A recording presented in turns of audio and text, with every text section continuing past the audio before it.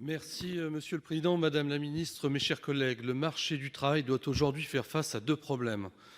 Tout d'abord, le différentiel trop important entre le salaire net et le salaire brut.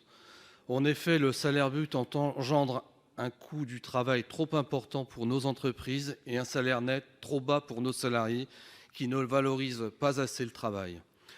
Le second réside dans la difficulté chronique des entreprises à recruter, quel que soit leur secteur d'activité. Et ce, alors que notre taux de chômage demeure encore l'un des plus hauts d'Europe.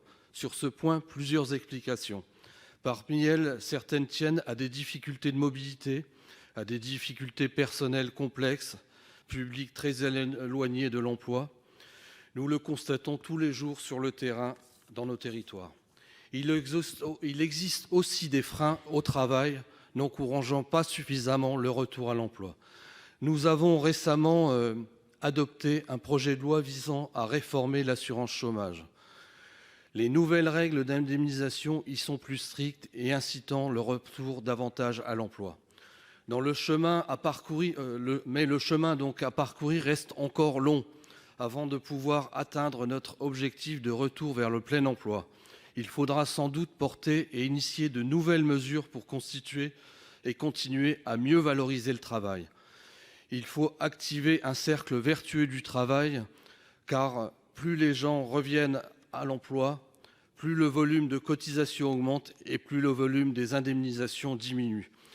Comme je le disais d'emblée, il est nécessaire de rémunérer le travail, mais pour cela, il ne peut pas se faire au détriment de la compétitivité des entreprises par l'augmentation du coût de la main-d'œuvre. Ma question est simple et porte sur la stratégie que vous souhaitez conduire pour réduire l'écart entre le salaire brut et le salaire net. Quelles sont les prochaines hypothèses de travail envisagées et comment accompagner une meilleure valorisation du travail dans notre pays pour rétablir la valeur travail? Merci, cher collègue. La parole est à Madame la Ministre pour la réponse. Merci, Monsieur le Président, Mesdames et Messieurs les sénateurs, Monsieur le sénateur Menonville. Au fond, vous nous interrogez sur le ratio entre l'augmentation des salaires sans effectivement augmenter les salaires bruts. Le gouvernement est très attaché, bien sûr, à soutenir les salaires et c'est une condition absolue pour que nous puissions parvenir au plein emploi et vous l'avez très justement rappelé. L'État soutient les salaires sur plusieurs dispositifs et actions.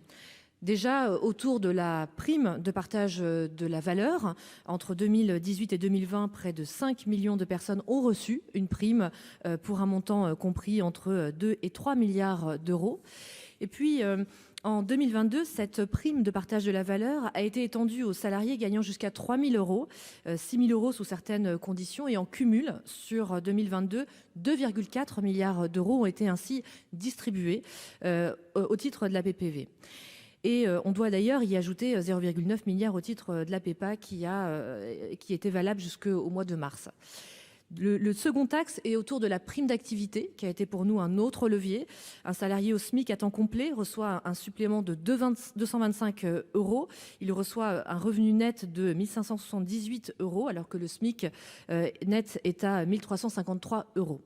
Le troisième axe est autour du SMIC lui-même, grâce à un processus de revalorisation extrêmement protecteur. La France est l'un des pays qui, avec les pays du Nord, a les inégalités de salaire les plus faibles. Effectivement, ces différences de salaire brut constatées est d'environ de 3 en 2018 contre 3,2 aux Pays-Bas, 3,6 en Allemagne, 3,4 en Espagne. Ainsi, je crois que nous pouvons dire que les inégalités de salaire ont très peu progressé en France durant les 25 dernières années. Et c'est là aussi un gage d'encouragement vers le retour à l'emploi.